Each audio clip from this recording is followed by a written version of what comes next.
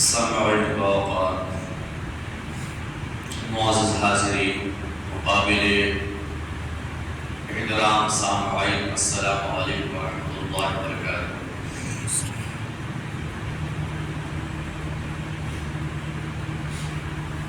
الحمد للہ الذی ابدل الفلاح والتضليل، والصلاة والسلام على من كان نبيا وآدم بين الماء والطين، وعلى آله وأصحابه وأزواجه وذريته وأهل بيته وعترته أجمعين. أما بعد، قال الله تبارك وتعالى في القرآن المجيد والفرقان الحميد: يا أيها الذين آمنوا كتب عليكم الصيام كما كتب على الذين من قبلكم لعلكم تتقون. صدق الله العظيم وصدق رسوله النبي الأمين المكين المتين المبين الكريم، ونحن على ذلك لمن الشاهدين والشاكرين والحامدين والحمد لله رب العالمين. عزیزان گرامی اوقات،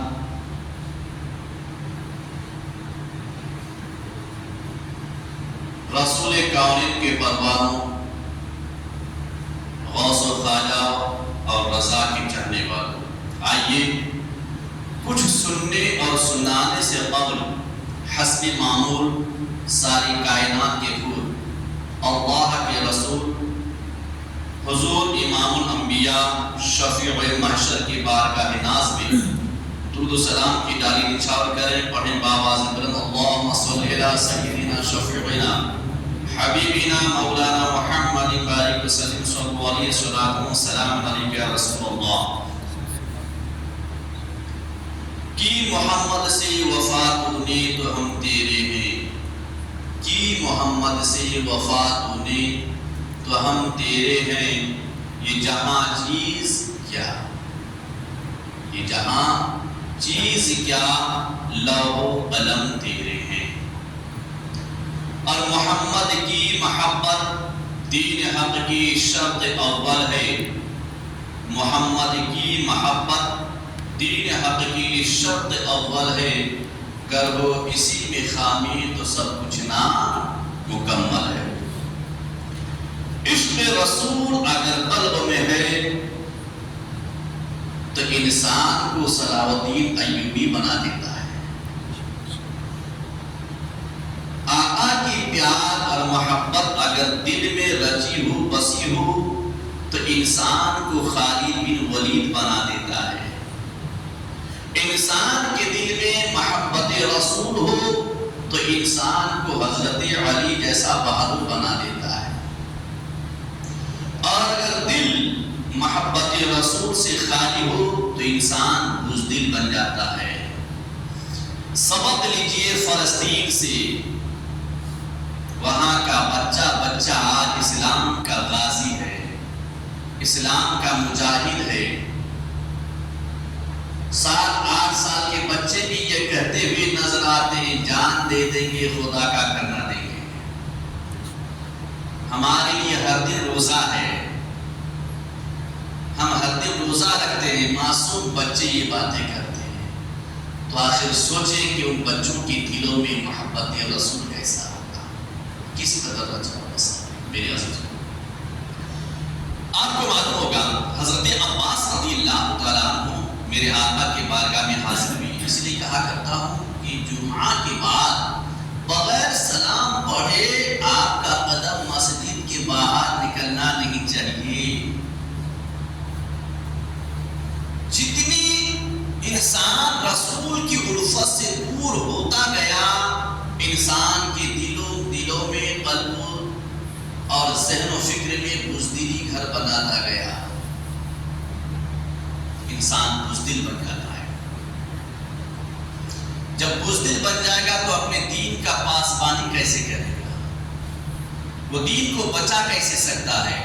حضرت عباس رضی اللہ تعالی عنہ نے عرض کی: یا رسول اللہ صلی اللہ علیہ وسلم، مجھے آپ کی نبوت کی ایک نشانی نے آپ کے دین میں داخل ہونے کی دعوت دی تھی.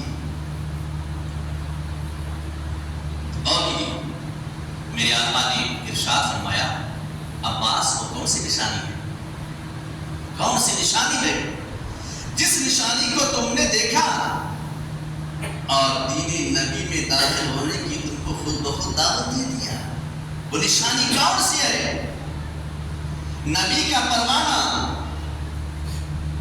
رسول کونین کا دیوانہ حضرت عباس رضی اللہ تعالیٰ عنہ عرض گزار ہوئے، یا رسول اللہ میں نے دیکھا تھا جب آپ جھولے میں تھے، تو آپ جب جھولے میں تھے تو آپ کی انگلی جھولے میں حرکت کر رہی تھی، گھوم رہی تھی، تو جدھر آپ کی انگلی گھومتی تھی آسمان میں چاند ادھر گھومتا تھا،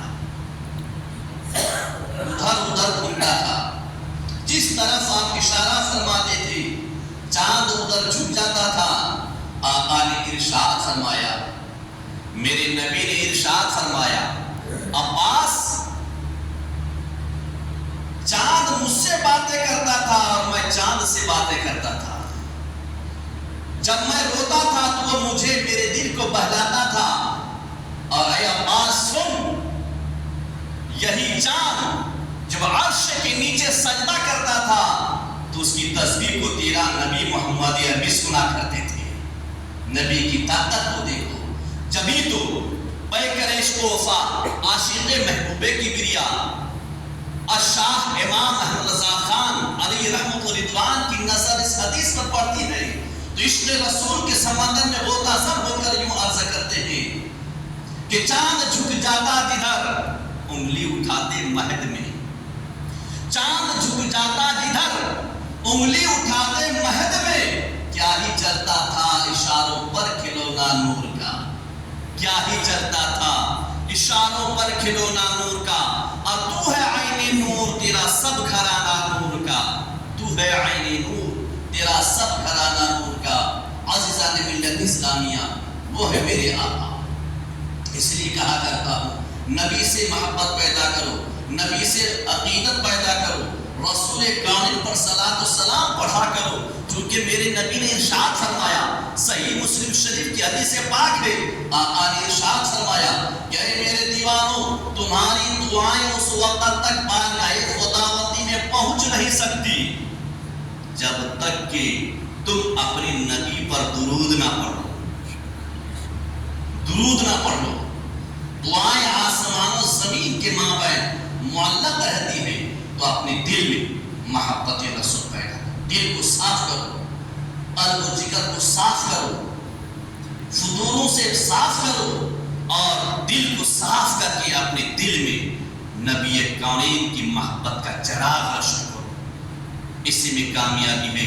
اور میرے نبی کا صدقہ ہے کہ مقدس مہینہ ملا ہے، اسی نبی کے صدقے میں ملے ہیں نا۔ اگر آج آقا نہ ہوتے تو ہمیں رمضان کہاں سے ملا ہوتا، 30 روزے ہمیں کہاں سے ملے ہوتے؟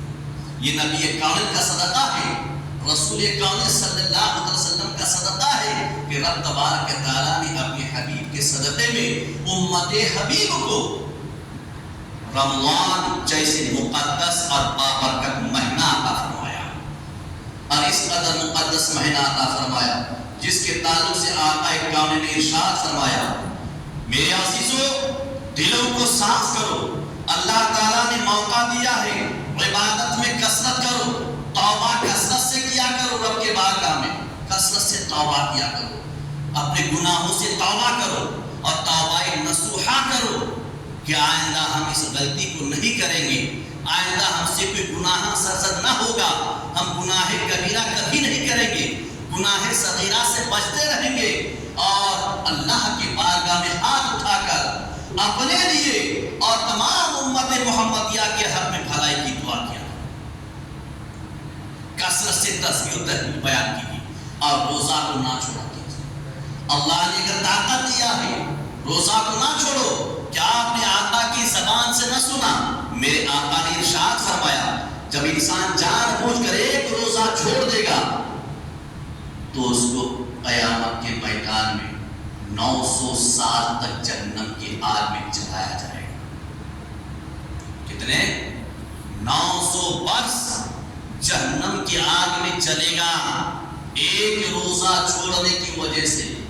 میرے عزیزو، جس طریقے سے نماز کے تعلق سے آپ نے ارشاد فرمایا کہ جان بوجھ کر نماز کو قضا کرنے والا قیامت کے میدان میں 2,88,00,000 سال جہنم میں جلے گا. ہمارے اعمال صحیح نہیں ہے، جس کی وجہ سے ہم ظالموں کے ظلم و ستم کی شکار بن چکے ہیں.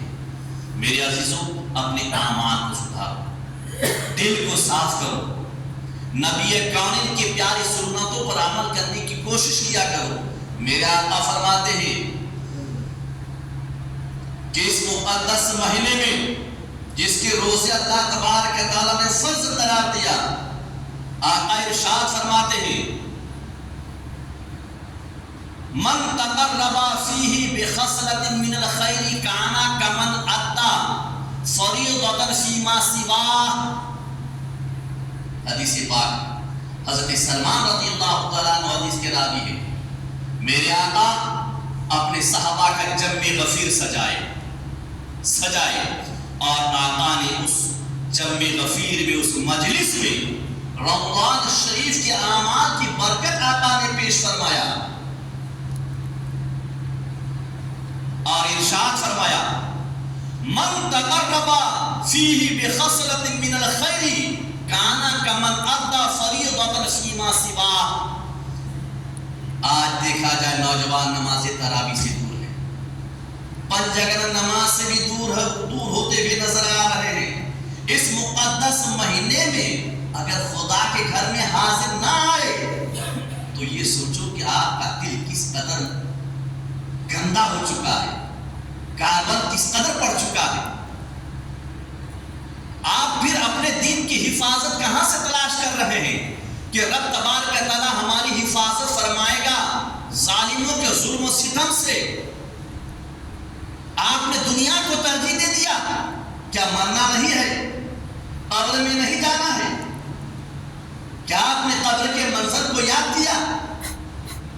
اس مقدس مہینے تو ہر 5 وقت کی نماز کے لیے اللہ کے گھر میں حاضر ہونا چاہیے. آپ کو اپنے گناہوں سے توبہ کرنی چاہیے. جب ہمارے اعمال صحیح نہیں رہیں گے خدا کے گھر سے ہم ہی دور رہیں گے. اور پھر ہم کہتے ہیں کہ گھر میں پریشانی ہے، بیمار ہے، بے برکتی ہے. ارے برکت والا مہینہ رب نے تمہیں دے دیا ہے خیر و برکت کو سمیٹنے کے لیے. تو آقا فرماتے جس نے اس مہینے میں کسی بھی طریقے سے کوئی نفل ادا کیا، من تقرب فیہ بخصلۃ من الخیر، جو بندہ مومن کوئی نیک اعمال کے ذریعے اللہ کی تقرب چاہا، اللہ کی قربت کو حاصل کرنے کی کوشش کیا، چاہے قرآن کی تلاوت کر کے ہو، تسبیح و تحلیل بیان کر کے ہو، اللہ کے ناموں میں سے کسی نام کا وظیفہ کر کے رب کی قربت تلاش کیا، ڈھونڈا، اللہ کی قربت کو ڈھونڈا. میرے آقا فرماتے ہیں کانا کمن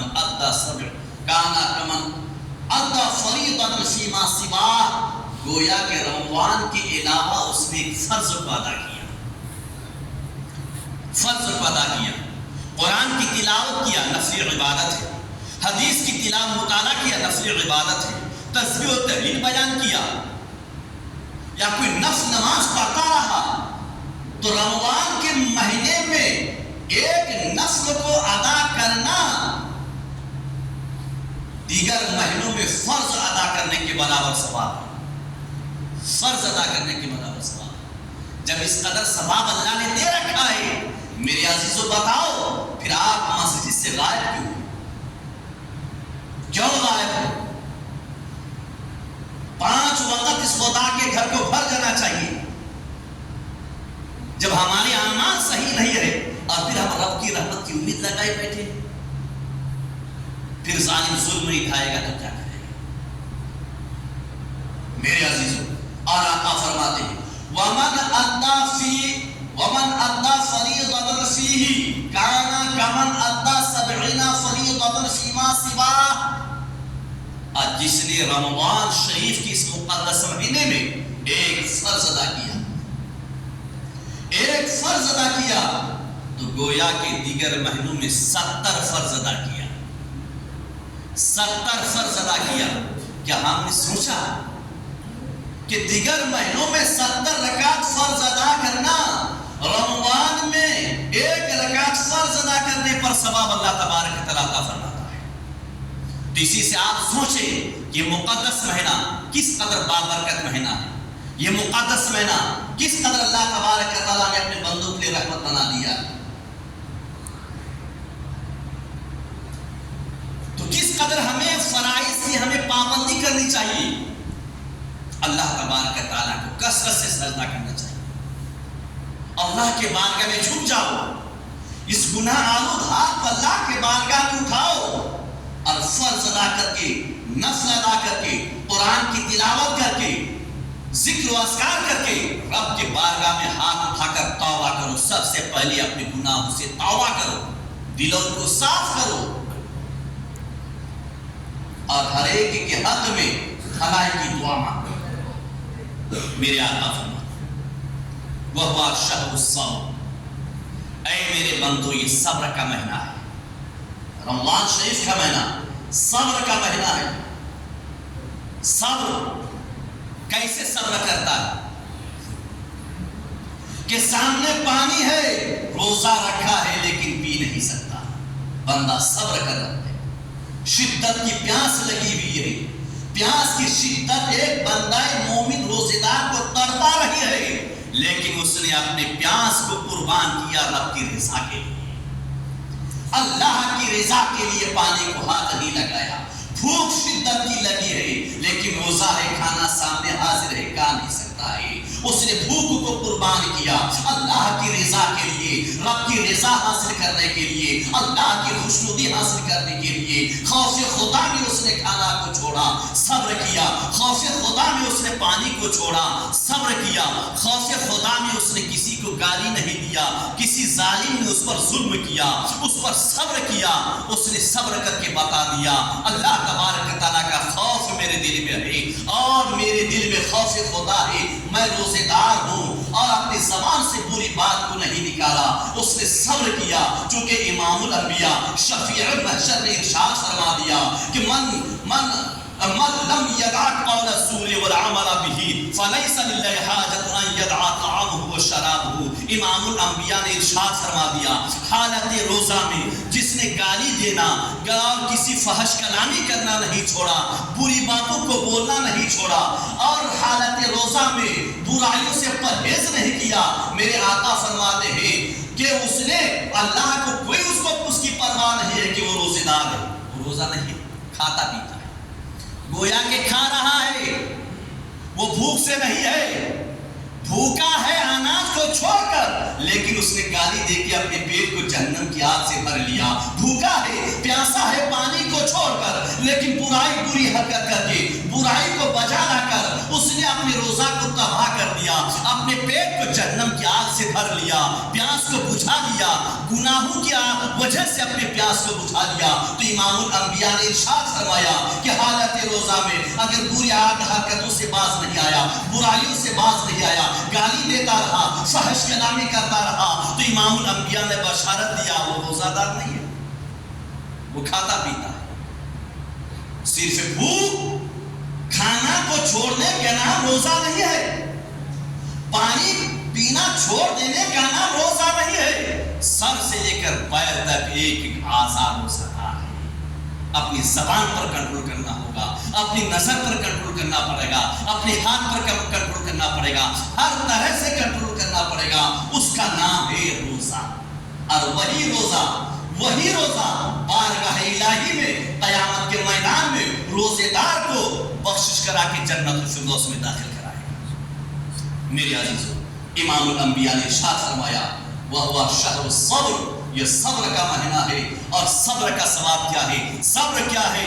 امام حسین سے پوچھو، کربلا کا دلہا امام حسین سے پوچھو صبر کیا ہے، حضرت عثمان غنی سے پوچھو صبر کیا ہے، صدیق اکبر سے پوچھو صبر کیا ہے، فاروق اعظم سے پوچھو صبر کیا ہے، حضرت علی سے پوچھو صبر کیا ہے، امام اعظم سے پوچھو صبر کیا ہے، امام شافعی سے پوچھو صبر کیا ہے، امام احمد بن حنبل سے پوچھو صبر کیا ہے، کربلا کے شہداء سے پوچھو صبر کیا ہے، آج فلسطین کے بچہ سے پوچھو، اور صبر کیا ہے۔ میرا آقا تاجدار سنیت، شہنشاہ سنیت، تاجدار بریلی امام احمد رضا خان سے پوچھو صبر کیا ہے؟ جب انسان ہر اینگل سے صبر کرتا ہے، ہر طرح سے صبر کرتا ہے، ظالم کے ظلم پر صبر کرتا ہے اور جابر کے جبر پر صبر کرتا ہے، تو امام الانبیاء نے بشارت دے دیا وہ صبر ثوابہ الجنہ، صبر وہ ہے کہ اللہ تبارک و تعالیٰ اس کے عوض میں ڈائریکٹ جنت عطا فرما دیتا ہے، جنت عطا کرتا ہے۔ میرے عزیزو اس لیے صبر کرو اور روزہ کی پابندی کرو۔ آقا فرماتے ہیں وہ شہر المواسات، یہ مواسات کا مہینہ، غم خواری کا مہینہ، یتیم، بیوہ، مسکین، حقوق والے کے حقوق کو ادا کرو۔ مدارس سے پڑھنے والے طلباء اس کی امداد کیا کرو، مدارس کی امداد کیا کرو، جو حقدار ہے اس کو اس کا حق ادا کرو۔ اور اگر کوئی کھانے پینے کی وجہ سے روزہ نہیں رکھ پا رہے ہوں تو ہمیں چاہیے کہ ہم اس کو سحری کی، افطاری کے سامان فراہم کریں، ہم اس کو دیں۔ میرے آقا فرماتے ہیں، امام الانبیاء نے ارشاد فرمایا من فطر فیہ صائما سقاہ اللہ من حوضی، من فطر فیہ صائما کان لہ مغفرۃ لذنوبہ وعتق رقبتہ من النار، کہ جو اس مقدس مہینے میں کسی روزے دار کو ایک گلاس پانی سے افطار کرائے گا، جس نے افطار کرایا، آقا فرماتے ہیں کہ جتنا ثواب روزہ رکھنے والے کو اللہ دے گا اتنا ہی ثواب اللہ تبارک و تعالیٰ اس بندہ مومن کو دے گا جس نے محبت اور پیار سے کسی روزے دار کو افطار کرا دیا، افطار کرا دیا۔ وَكَانَ لَهُ مِثْلَ أَجْرِهِ مِنْ غَيْرِ أَنْ يُنْتَقَصَ مِنْ أَجْرِهِ، اللہ روزے دار کے ثواب میں کوئی کمی نہیں کرے گا۔ اگر ہم یہ کوشش کریں، انسان سوچتا ہے کہ دن بھر میں نے روزہ رکھا اور عبداللہ بھائی کے گھر میں گیا، اسے دعوت دیا روزہ افطار کرانے کی، میں نے ان کے سامانوں سے افطار کرایا، انسان سوچتا ہے کہ دن بھر میں نے روزہ رکھا، سوال اس کو چلا گیا۔ غلط فہمی مت پالی، غلط ہے۔ اللہ آپ کو آپ کا ثواب دے گا، لیکن آپ کے ذریعے سے اللہ اس کو بھی اتنا ہی ثواب دے گا جس نے محبت سے افطار کرایا، افطار کرایا ہو۔ میرے عزیزو، گناہوں سے بچو، گناہوں سے توبہ کرو، دل میں محبت رسول پیدا کرو، عشق رسول کا چراغ اپنے قلب و جگر میں جلاؤ، چونکہ یہی عشق رسول کونین ہے کہ اللہ تبارک و تعالیٰ اپنی حبیب کی محبت میں، اپنی حبیب کی محبت میں ظالموں کے ظلم و ستم سے محفوظ و معمون رکھے گا، اللہ ہر معرکے میں فتح دے گا۔ یاد کرو صلاح الدین ایوبی کی محبت، یاد کرو خالد بن ولید کو، حضرت خالد بن ولید کو، یاد کرو صحابہ کرام کو کہ جب دل میں محبت رسول کو لے کر اترتے تھے تو ظالموں کو تنہ تنہا میدان کو فتح کیا کرتے تھے۔ آج ہم ہر جگہ شکست کھا رہے ہیں اس لیے کہ ہمارے دل میں وہ محبت نبی نہیں ہے۔ اگر واقعی میں نبی سے آپ کو پیار ہوا ہوتا تو آپ بغیر سلام پڑھے مسجد کے قدم، آپ کا مسجد کے باہر آپ کا قدم نہیں نکلا ہوتا۔ اگر واقعی میں آپ کے دل میں محبت رسول نہیں ہوتی تو قسم رب کعبہ کی فجر میں سلام پڑھے بغیر آپ باہر نہیں نکلے ہوتی، رسول کون کے میلاد پڑھنے سے گریز نہ کیے ہوتے، اللہ کے رسول پر صلاۃ و سلام پڑھنا آپ گریز نہ کیا ہوتے، اللہ کے رسول صلی اللہ علیہ وسلم کے نام کو سن کر انگوٹھا کو چومنا آپ اس کو غلط نہیں خیال کیے ہوتے۔ میرے عزیزو، یاد کرو صدیق اکبر کی محبت کیسی تھی رسول کامل سے، اللہ کے حبیب صلی اللہ علیہ وسلم کے سامنے جب صدیق اکبر نے حضرت بلال نے کہا اشہد ان محمد رسول اللہ، جب رسول کا نام اذان میں لیا رسول کامل کے سامنے صدیق اکبر حاضر تھے، جو ہی نبی کے نام کو سنا اپنے دونوں انگیٹھوں کو چوما اور چوم کر آنکھوں سے لگایا۔ آمینہ کے لال، عبداللہ کے نور نظر، ساری کائنات کے سردار احمد مختار کی نظر جب صدیق اکبر کی سٹیج پر پڑی، میرے آقا نے ارشاد فرمایا اے صدیق گواہ ہو جا، میرے بعد جو تیری سنت پر عمل کرے گا قیامت کے میدان میں ہاتھ پکڑ کے اسے جنت الفردوس میں لے کے جاؤ۔ میرے عزیزو، اپنے دل میں عشق رسول پیدا کرو، مل جل کر رہو، اتفاق اتحاد پیدا کرو، چونکہ ظالم ظلم کی انتہا کر رہا ہے. ضروری ہے اس وقت ہمیں ایک ہو کر رہنا، ایک پلیٹفارم پہ آنا. اللہ والوں کے راہ پر قائم ہو جاؤ، اللہ والوں کے راستے پر آ جاؤ، رسول کامل صلی اللہ علیہ وسلم کے محبت میں ڈوب کر زندگی گزارو اور نمازوں سے دور نہ بھاگو. اللہ نے طاقت دیا ہے تو آپ روزوں کی پابندی کرو. روزہ اگر کوئی شرعی عذر نہیں ہے تو روزہ رکھو، چونکہ روزہ انسان کے جسم کا ایک طرح علاج ہے. علاج جیسے انسان گاڑی کو سروسنگ کرتا ہے تو اس کی لائف بڑھ جاتی ہے، یہی اسی طریقے سے روزہ ہے.